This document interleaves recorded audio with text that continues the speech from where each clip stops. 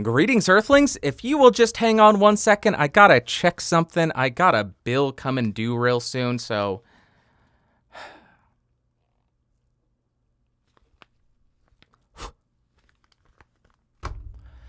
Shit.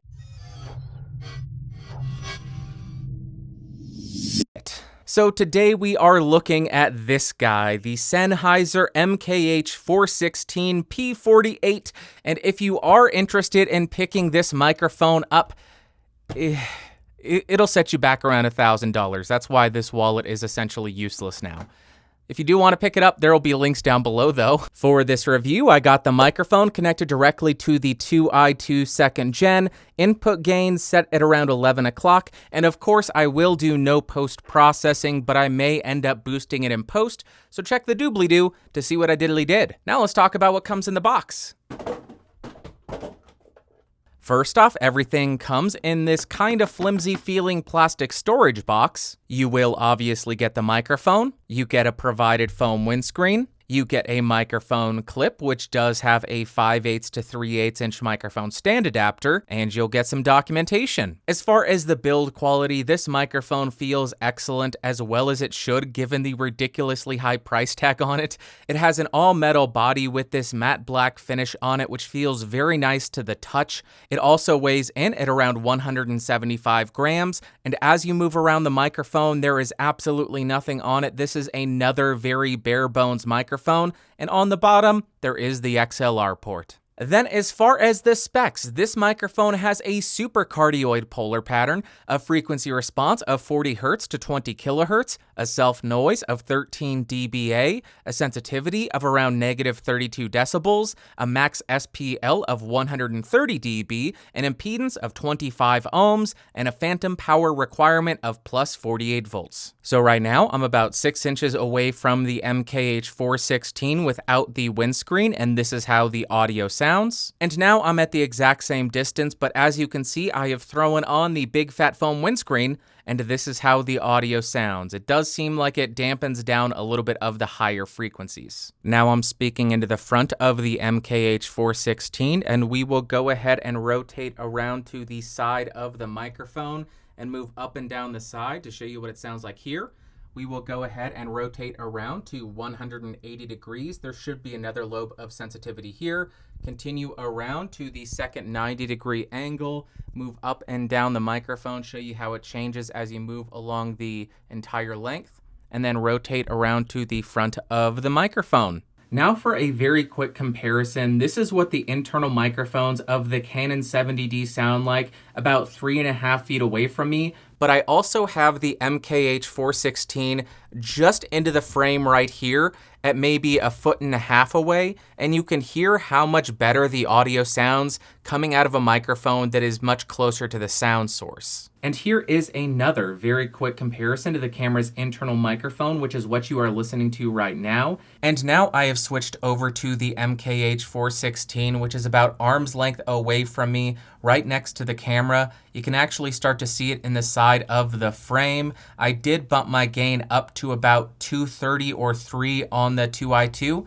And this is how the audio compares. Now I am right on top of the microphone to show you the proximity effect of this thing. About 6 inches away from the microphone, about 1 foot away from the microphone, 2 feet away from the microphone, and about 4 feet away from the microphone. And because this microphone is so popular for voiceover, I now have it about 3 fingers away from my mouth with the foam windscreen attached. No post-processing right now, but this is what you could expect in terms of raw audio if you were to be using this for voiceover. And of course, we do gotta test the background noise rejection by banging on a keyboard with Cherry MX Blues.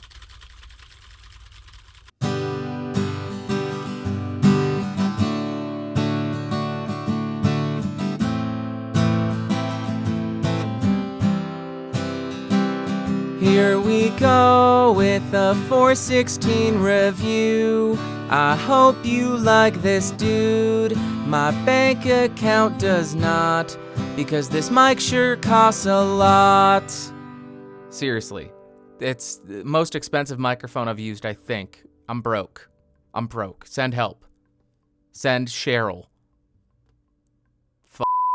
Well, it's a very expensive microphone, and I don't think anybody could argue with that. But first up, in terms of pros, this microphone does have a relatively low self-noise for a shotgun mic, coming in at around 13 dBA. It also did a phenomenal job at background noise rejection when it came to the keyboard test, as well as rejecting room tone when we got farther than 6 inches away from the mic. It also has a huge amount of clarity, so everybody will know everything that you are saying without a doubt, and the build quality of the actual microphone feels phenomenal. And then in terms of cons, the price, 100% the price. That's one of my main gripes with this thing, but also due to the huge presence, treble, and air boost, this microphone can get a bit sibilant. Then as far as my overall thoughts, for voiceover, I really did like the tone of this microphone, but it's not my favorite. In my opinion, it just seems to have an overabundance of clarity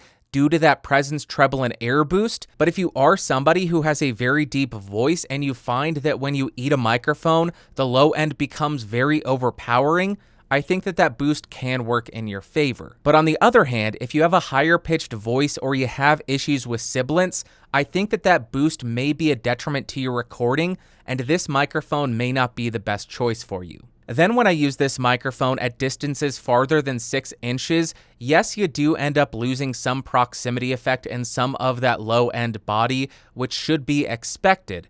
But the thing that I really liked about it is how well it rejected background noise and room tone. Yes, you did still get some of that in the recording that will be inevitable, but it did a really good job at focusing what I pointed it at while attenuating pretty much everything else that's going on around it. Then the very unexpected result. For singing and acoustic guitar, I absolutely loved this thing. The acoustic guitar just had this amazing shimmer to it, and it had a very lively tone, and then the singing vocals just popped right through the mix and sat right on top of it. And like I said, there's an abundance of clarity, so everybody's gonna know every word that you say. Really liked it for both of those applications. And now, would I recommend this microphone? Both yes and no.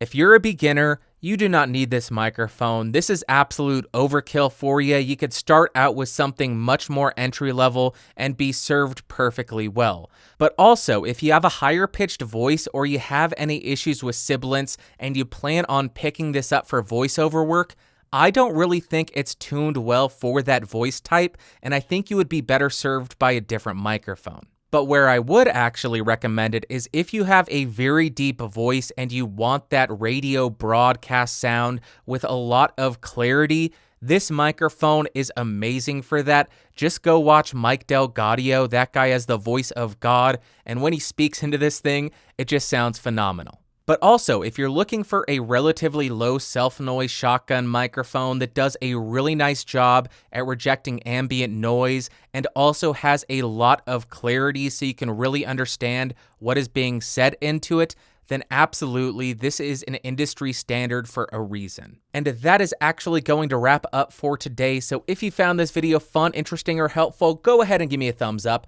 If you hated it, give me a thumbs down. Let me know what you didn't like in the comments down below. You can also subscribe by clicking the logo beneath me. You can also hang out in the Discord server. I'll throw a link in the description, and I will see you all next time. Thanks for watching.